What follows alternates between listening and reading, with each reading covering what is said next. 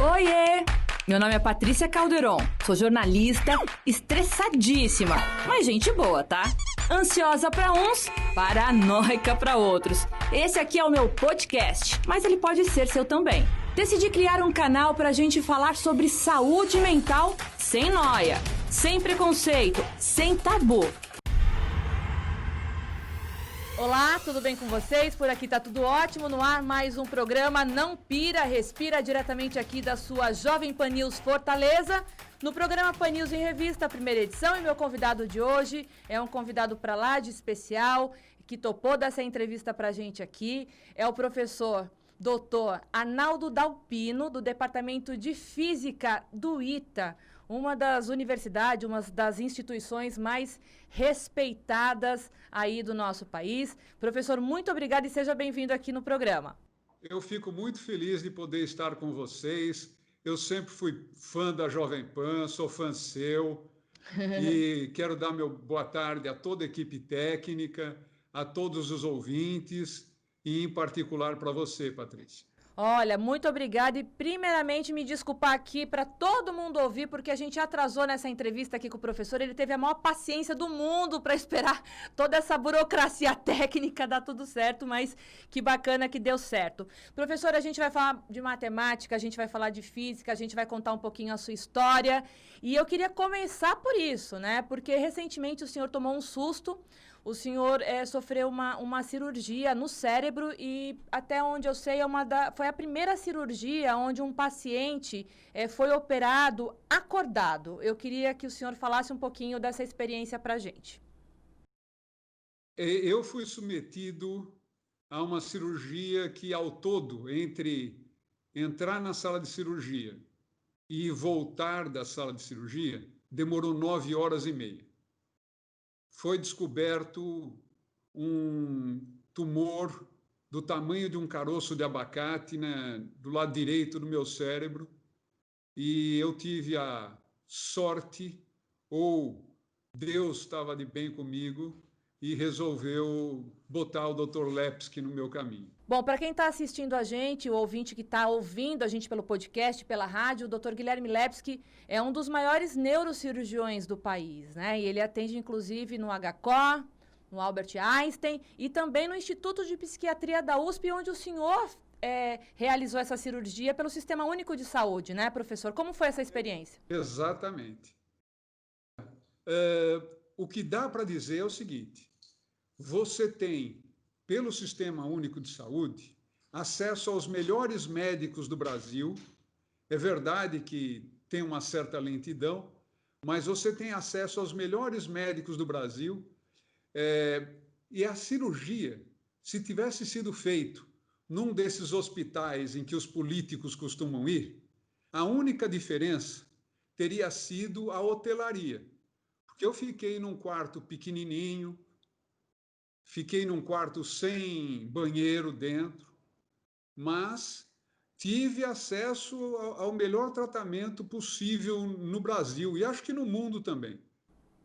Eu pesquisei um pouquinho do caso do senhor e muito chamou a atenção porque essa estratégia de fazer essa cirurgia tão delicada, que é a abertura, né, da caixa cerebral, né, para poder acessar o cérebro, a ideia era que o neurocirurgião conseguisse, né, no caso do Dr. Lepsky, manter intacto toda aquela parte do cérebro do senhor que justamente trabalha com a questão dos cálculos, com a questão do raciocínio, que é justamente o trabalho que o senhor desenvolveu durante todos os anos e desenvolve ainda, né? Eu queria que o senhor falasse um pouquinho dessa experiência.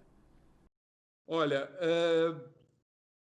nós tivemos a oportunidade de conversar durante 3 horas e meia dessas 9 horas e meia de cirurgia. Eu conversei bastante com o Dr. Lepsky, com o anestesista e com a neuropsicóloga. Então, eles me fizeram questionamentos, contas que eu sou habituado a fazer de cabeça. Nós conversamos sobre a história da minha vida. Então, foi realmente um processo mágico.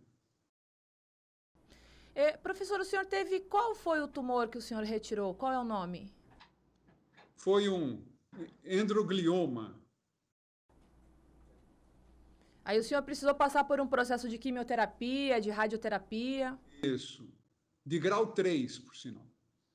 Então, depois da cirurgia, eu fiz fisioterapia primeiro, para recuperar os movimentos do lado esquerdo do corpo, porque o tumor estava do lado direito, e como a gente sabe, essa coordenação é cruzada. Então, o lado direito do cérebro cuida do movimento dos membros do lado esquerdo e vice-versa. Então, eu precisei primeiro fazer fisioterapia, fiz fisioterapia, depois fiz 30 sessões de radioterapia seguidas, todos os dias, e finalmente fiz quase 2 anos de quimioterapia.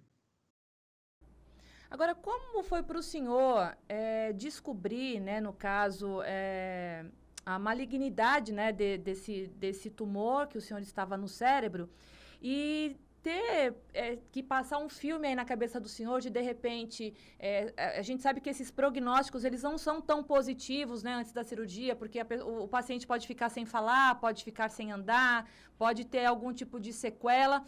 Eu queria entender como que funcionou isso para o senhor antes da cirurgia. Inicialmente, era um outro cirurgião que deveria cuidar do meu caso. Com alguns dias antes da cirurgia apenas, é que passou a ser o Dr. Lepsky responsável pelo meu caso. E ele sempre tratou com um sorriso no rosto, com muita calma, passava muita confiança. Então, apesar de bastante traumático, ouvir uma notícia dessa, eu estava empenhado em fazer o melhor para que ele pudesse usar toda a capacidade profissional dele, e acredito que consegui fazer a minha parte. Isso já se passaram quantos anos, professor? 4. E o senhor continua na ativa, dando aula. Conta um pouquinho como está hoje o dia a dia do senhor depois da cirurgia. Olha, eu estou mais em casa do que no ITA por causa da pandemia, e eu faço parte do grupo de risco, né? Uhum. E eu tenho trabalhado com o grupo Ciência em Show.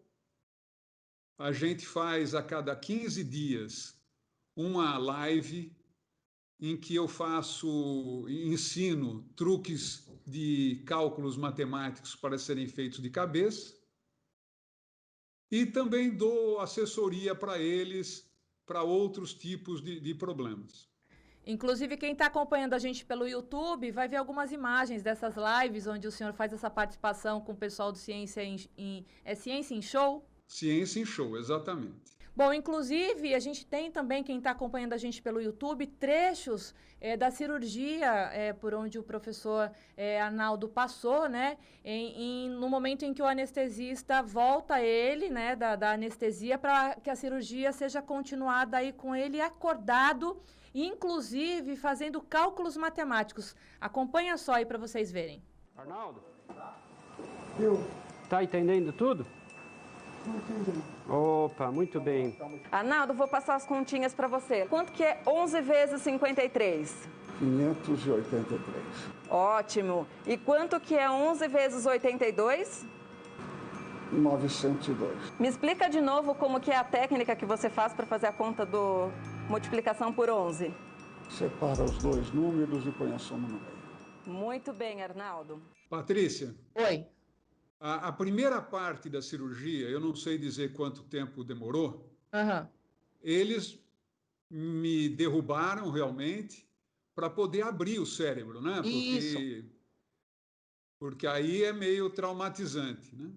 Depois, já com o cérebro aberto e com o Dr. Lepsky retirando o tumor, usa uma espécie de uma caneta sugadora que lembra um pouco instrumento de consultório dentário. Ele ia retirando e, ao mesmo tempo, testando que tipo de... Desculpa, eu vou ficando meio... Não, tranquilo. Abatido. aí as palavras começam a fugir nessa hora, né? Eu imagino. Mas o senhor se emociona quando lembra? Sempre. Toda vez que eu vejo aquele vídeo, eu choro. É. Não tem maneira de ser diferente. Mas aqui a gente tem espaço para emoção, porque depois eu quero falar com o senhor também sobre fé, que a gente conversou nos bastidores e eu sei que o senhor acredita em anjos, né? Como eu também acredito. E então vamos aproveitar para falar de fé agora? O que você acha? Tô dentro. Né? Eu tô vendo que a cicatriz ela é bem grande na cabeça do senhor, né? E quando o senhor vê esse reflexo no espelho dessa cicatriz, eu imagino que muita coisa vem à tona, inclusive a oportunidade de continuar vivo. E a gente tinha conversado nos bastidores sobre essa questão da fé. O que a fé proporcionou para o senhor nesse momento crucial que foi saber que o senhor estava com um tumor maligno no cérebro, que era uma cirurgia delicada? E o que aconteceu nesse processo do antes e do pós-cirúrgico? Qual foi essa experiência que o senhor teve com a fé?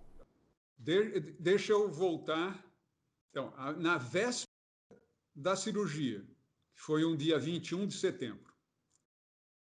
Na véspera da cirurgia, à noite, eu estava sozinho no quarto quando entrou um funcionário do hospital com um termo de autorização que eu precisava assinar. Ele listou todos os tipos de sequela que você possa imaginar. De deixar de me mover normalmente a não ser capaz de entender o que os outros falavam. Isso deixando de lado que morrer, né? Que é um aspecto menor na história. Numa situação dessa, você sabe que o risco de não sair da cirurgia não é desprezível, certo? Uhum. Havia um enfermeiro designado para acompanhar meu pré-operatório. Esse enfermeiro, eu só lembro o primeiro nome dele, Fábio, ele entrou para me acalmar logo depois que esse funcionário foi embora, com o documento assinado por mim. Minha esposa não estava lá, ela tinha vindo de volta, porque nós não moramos em São Paulo, ela tinha vindo de volta para o Vale do Paraíba buscar roupas e itens de higiene pessoal para mim e para ela, porque ela ficou quase que o tempo todo do meu lado. Então, esse rapaz, já um senhor, né? Eu descobri, depois da cirurgia, que lhe faltavam apenas 4 dias para ter o tempo suficiente para aposentar. E eu raras vezes vi um enfermeiro, em qualquer situação, tão dedicado a cuidar do paciente, né? Eu sou uma pessoa ansiosa, eu sou uma pessoa nervosa, né? Talvez se eu não fosse assim, não tivesse tido o tumor que eu tive. Mas ele teve uma paciência incrível. E eu lembro que na conversa com o Lepsky, da cirurgia, eu disse para ele que eu imaginava que devia ser comum os médicos receberem reclamações da enfermagem. Mas que eu queria fazer o contrário, eu queria fazer um elogio ao pessoal de enfermagem do IPQ e, em particular, para o Fábio. E que eu gostaria que ele fosse até a enfermaria e falasse pessoalmente com o Fábio. E eu não estava conseguindo mexer o meu braço esquerdo e mal mexia a minha perna esquerda, logo depois da cirurgia. Então, minha esposa também tinha chamado pelo Lepsky para esclarecer se aquilo devia passar ou passaria em quanto tempo e assim por diante. Então, esse foi o segundo anjo, né? Porque o primeiro foi o Lepsky. Isso, exatamente. Professor, em algum momento o senhor teve medo de não conseguir ter o raciocínio tão lógico e tão rápido que sempre fez o senhor ser um dos mais respeitados do ITA, né? A gente sabe que o ITA é um instituto, Instituto de Tecnologia Aeronáutica? Instituto Tecnológico de Aeronáutica. Que é uma das instituições mais concorridas do país, né? Então, a gente sabe que mentes brilhantes estão aí, que fazem parte do ITA, né? E o senhor, que já trabalha há tanto tempo como professor, que é respeitado justamente pelo trabalho que o senhor desenvolve, o senhor teve medo de ter sequelas tão graves a ponto que não pudesse mais exercer o que o senhor mais ama, que é a tua profissão? Com certeza. Essa noite que eu estava contando, a minha pressão subiu muito. E se ela não baixasse, não teria cirurgia. Estava tudo pronto para no dia seguinte, de manhã, bem cedinho, os médicos abrirem a minha cabecinha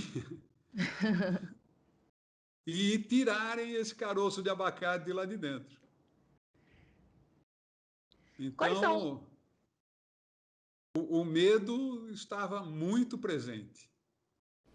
E quais são os planos que o senhor tem, assim, é evidente que já tem 4 anos que o senhor passou dessa cirurgia, né? Graças a Deus tá firme e forte aí conversando com a gente, contando a sua história, e a gente está vivendo um momento tão problemático que é a questão da pandemia, né? Do vírus que também é assustador, principalmente para casos delicados, assim, por conta de idade ou por pacientes oncológicos. O que passou pela cabeça do senhor assim, durante o isolamento? Quais são os planos que o senhor tem daqui para frente? Quando tudo isso passar, o que o senhor quer fazer? Conta pra gente.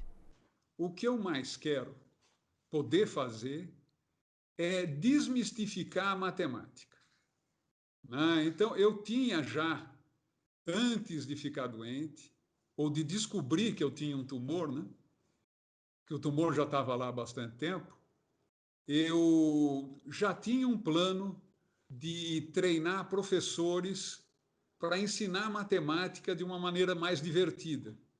Porque eu acho que o principal problema dos nossos alunos é aprenderem de uma forma que lhes seja prazerosa, como sempre foi para mim, né? Para mim, aprender sempre foi um grande barato. Houve uma época da minha vida que eu dava muita palestra de divulgação científica e eu sempre concluía as minhas palestras dizendo: pensar é o esporte mais radical que existe. Pratique-o.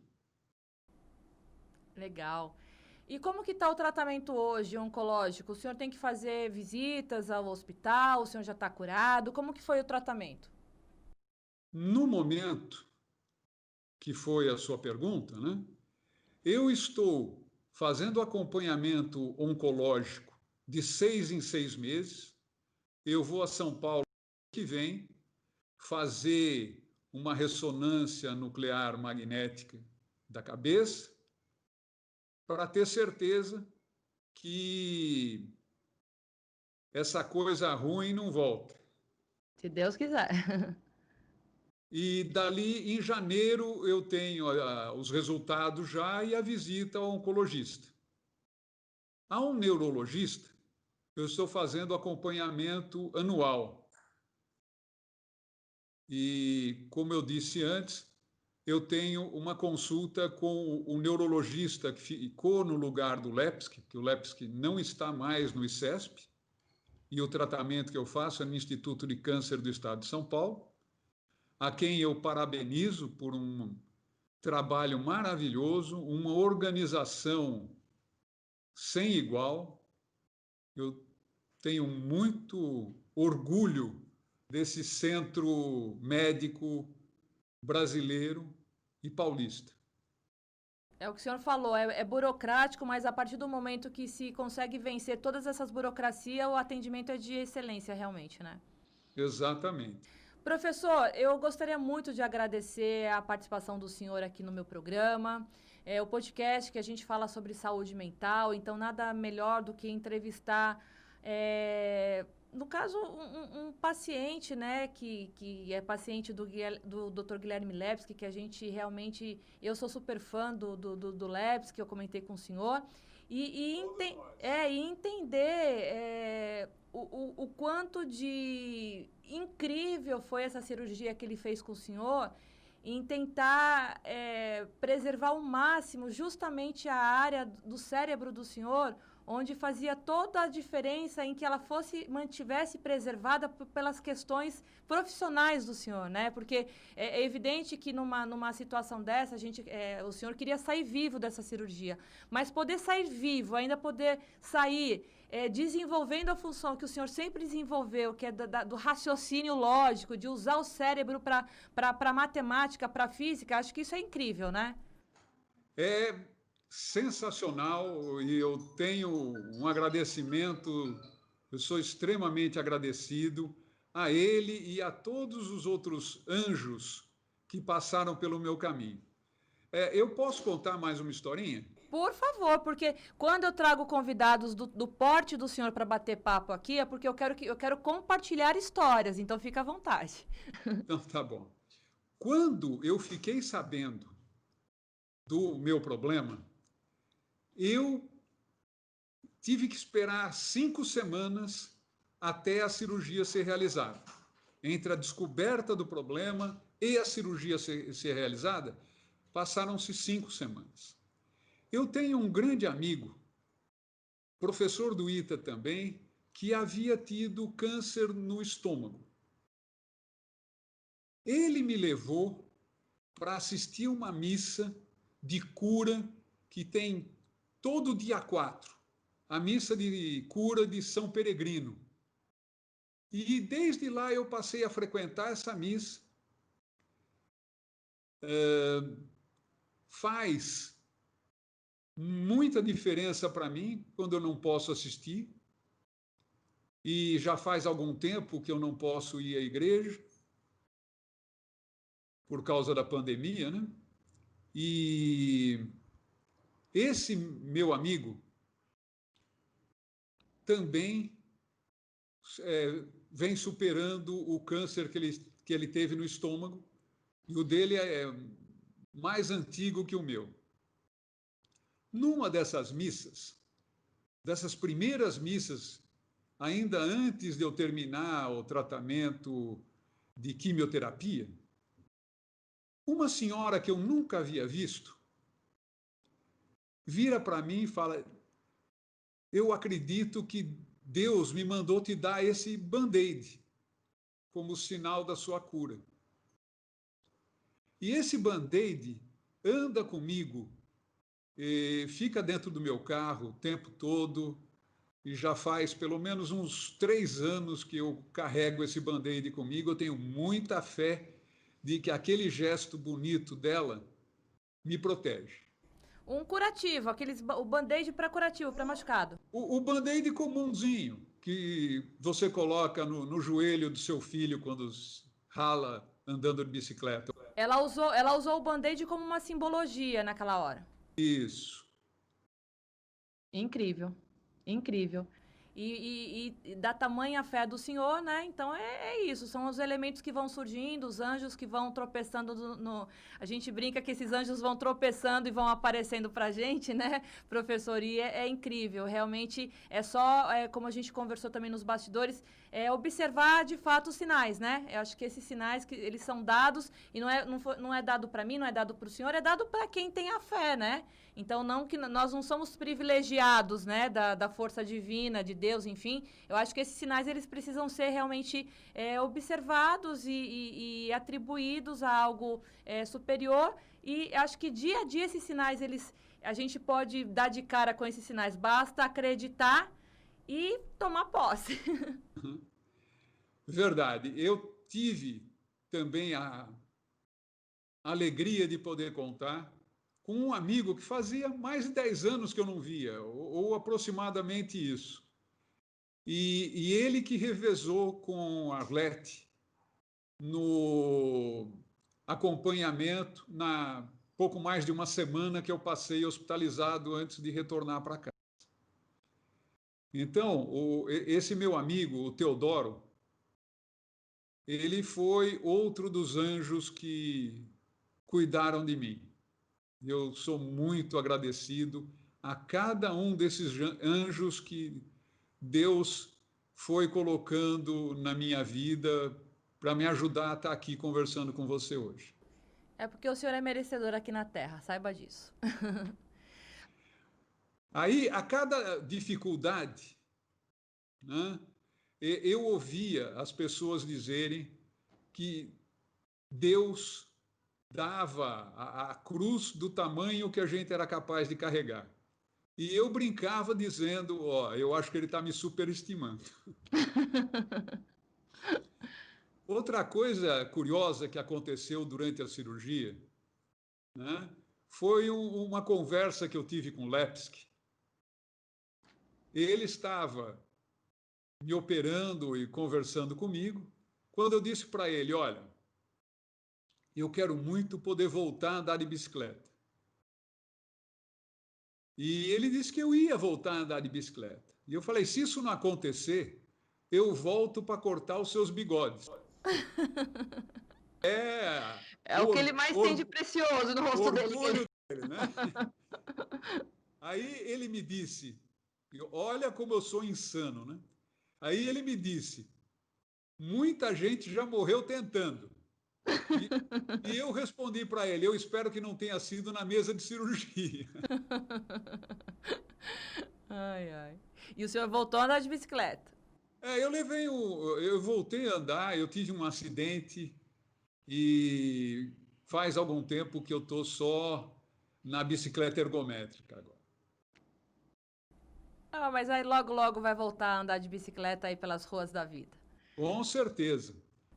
Professor, muitíssimo obrigada pela tua participação, pela tua alegria de viver, pelo teu depoimento. Eu acredito que muita gente que está acompanhando a gente pela rádio, pelo YouTube ou pelo podcast, que a gente tem a multiplataforma aqui, multimídia de informação, eu tenho certeza que alguém se identificou com a sua história e que essa história possa servir essa história de superação, né, de garra, possa servir aí de combustível para quem está desanimado, para quem está pensando bobagens, né? Para a gente dar espaço, então, para pensamentos positivos. Uhum. Eu queria dizer mais uma coisa. Se você, seja quem for esse você, tem possibilidade, ainda que seja difícil, procure o melhor médico, o melhor sistema médico a seu alcance.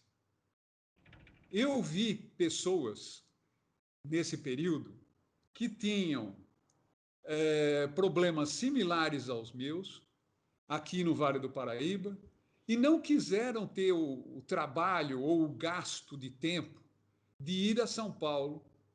A gente conseguiu, principalmente minha esposa, né, conversar com o Lepski mais de uma vez e ele se dispor a abrir na agenda dele, que é superlotada, um espaço para atender essas pessoas.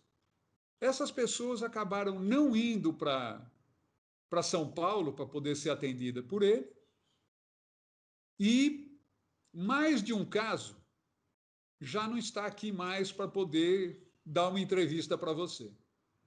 Então, eu digo para as pessoas, não tenha preguiça. Mesmo que tenha o máximo de custo que você puder cobrir, faça isso. Vá no hospital de referência melhor que você puder. Se você não tiver a mesma sorte que eu tive de esbarrar, né, com o Dr. Guilherme Lepski, procure o melhor médico possível. E isso vai te abrir caminho, vai abrir, e seja otimista com relação ao seu tratamento. Confie. Muito obrigada, professor. O programa Não Pira e Respira fica por aqui e a gente se encontra semana que vem aqui na sua Jovem Pan News Fortaleza, no programa Pan News em Revista, primeira edição. Todo mundo, beijo, tchau, até lá.